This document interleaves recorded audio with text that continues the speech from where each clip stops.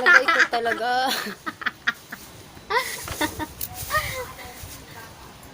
Anong kailangan kong gawin? Ano ba?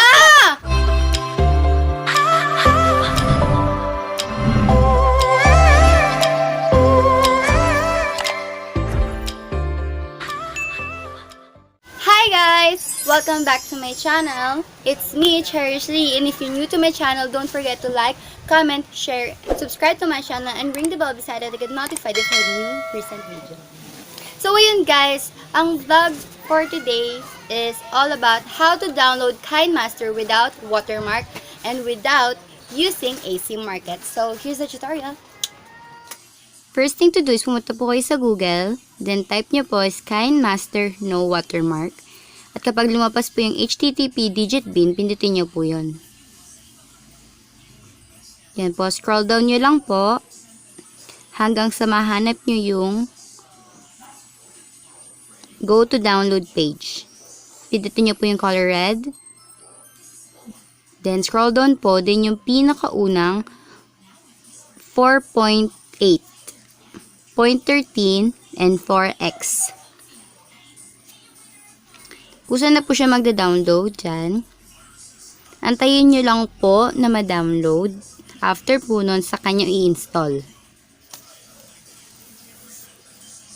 At ayan na po. Pag open nyo po, allow lang kayo ng allow. Yan. Then wait nyo lang po. Then babalik na po dyan yung dati nyong mga ginawa.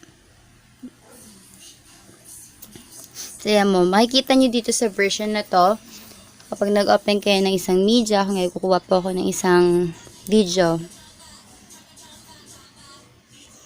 Yan, sa export. Yung info ko po ang i-example ko.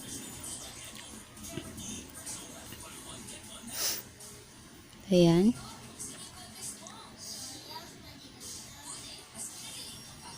Then, naglalagay ako ng media, another video, na ipapakita sa inyo na hindi nagbabago yung kulay, hindi gaya po ng iba na kapag gumamit kayo ng ibang video, ay mawawala yung true colors ng bagong media na ilalagay mo. So, yan po. Kita nyo naman po na okay pa rin yung color ng video. So, yan po. Try naman po natin yung chroma key kung gagana po ng maayos. Dahil po sa ibang Kinemaster, kapag pinindot po yung chroma key nila, nag-iiba ng kulay. Pero ito pong version na to, talagang pag pindot mo pa lang po ng on niya, kusa na po na lalabas yung green screen effect. Ayan po. Tingnan nyo po.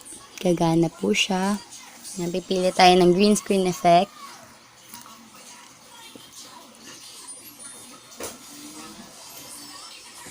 Yan. X natin ang kuhain natin. X. Then yan. Lakihin natin. Then open natin yung chroma key. Open natin. Tapos kusa na po siyang gaganyan. So, talagang maganda po itong version to. Talagang nire-recommend ko po itong version dahil okay po yung lahat. Gusto nyo po magsimula ng vlog at kung naghahanap po kayo ng app na walang watermark, then ito na po talaga yon. Download nyo po yung watermark. And don't forget na lagi nyo pong hahanapin is yung digit bin. Yes. Yes po. Then, kasi po ang dami ko napapanood ng mga vlog na about sa pagda-download ng Kinemaster. Pero po, nag-try rin ako at yung iba po talaga na oo nga, walang watermark. Pero yung iba naman po, hindi maayos yung chroma key. Na kapag pinipindot ko yung chroma key, ino-open ko, nag-iiba yung kulay ng green screen effect.